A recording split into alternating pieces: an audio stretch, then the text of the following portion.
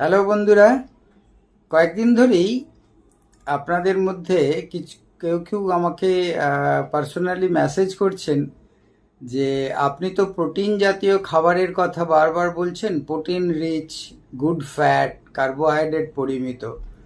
তো আমাদেরকে একটু আইডিয়া দিন যে প্রোটিন কিভাবে আমরা কতটা প্রোটিন খাবো এবং সেটা কিভাবে মেজার করব।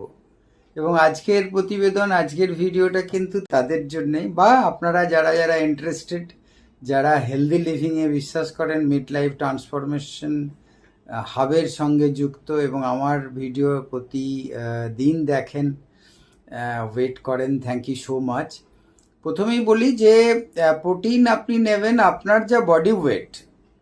কারোর ধরুন 60 কেজি বডি ওয়েট যদি হয়, ইন জেনারেল হেলদি লোকেদের 1 গ্রাম পার বডি ওয়েট, অর্থাৎ 60 গ্রাম প্রতিদিন তাকে প্রোটিন ইনটেক করতে হবে।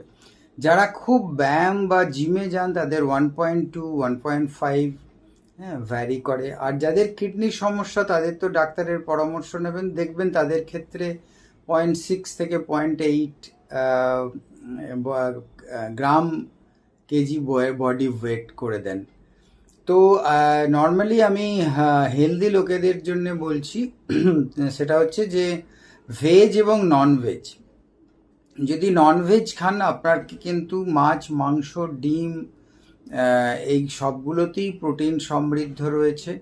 এবং 100 গ্রাম আপনি যদি মাছ, মাংস, ডিম খান, অন অ্যান অ্যাভারেজে 15 থেকে 20-25 গ্রাম প্রোটিন থাকে। এবং রান্না করলে প্রোটিন খুব একটা যে লস হয় তা নয়। ফলে দেখে নিন যে, এবং অনেকে কেন, আমি নিজেও খাই, প্রতিদিন 3-4টে ডিম খাওয়া যেতে পারে। কিডনি প্রবলেম হলে হোয়াইট এগ খাবেন, এবং কুসুমটা কিন্তু খুবই উপকারী। এবং যারা দেখবেন ভেজিটেরিয়ান, হ্যাঁ, ভেজিটেরিয়ানদের জন্য আপনাদের মসুর ডাল আছে, ছোলা আছে, পনির আছে, দই আছে, হ্যাঁ, এবং বাদাম আছে। আপনারা একটু দরকার হলে গুগল করে নেবেন যে এত গ্রাম মাশরুমে কত প্রোটিন। আর এছাড়াও কিন্তু অনেক সবজিতে প্রোটিন আছে। যেমন ধরুন সজনে ডাঁটা, মটরশুঁটি, মাশরুম, পালং শাক, ব্রোকলি, ফুলকপি, এগুলো সবেতেই আছে। ফলে মোটামুটি একটা আইডিয়া দিতে পারলাম।